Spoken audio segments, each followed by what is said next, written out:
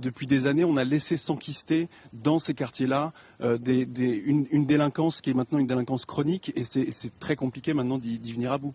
Le problème aussi, Pierre Lissiès, c'est que chacun se renvoie un petit peu la balle. La ville, par exemple, dit « Ah bah ça, la sécurité, c'est pas nous, c'est l'État ». Vous, vous dites « Mais si, la ville peut faire quelque chose ». Elle peut faire quoi exactement ?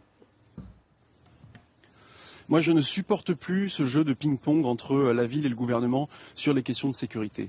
La sécurité, c'est l'affaire de tous et c'est d'abord une chaîne de sécurité. Et chaque maillon de cette chaîne est important. La ville a sa responsabilité, l'État a sa responsabilité, la justice est évidemment fondamentale.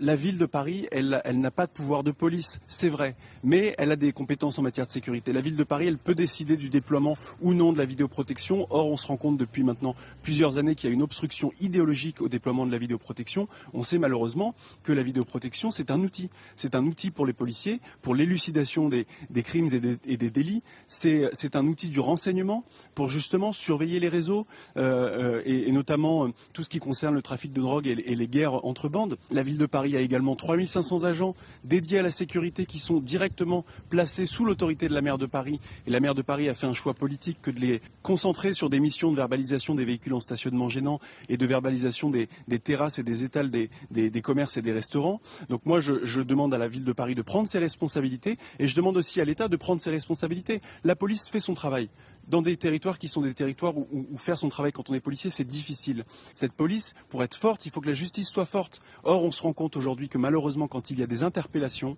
dans ce genre de cas, les individus interpellés ne font pas l'objet de sanctions. Donc moi, je me tourne pas vers le ministre de l'Intérieur, je me tourne vers le ministre de la Justice. Il est temps d'avoir aujourd'hui, dans ce pays, une réponse pénale pour l'ensemble des délits et incivilités qui minent la vie des Français et qui minent la vie des territoires difficiles, notamment à Paris, dans le nord-est parisien.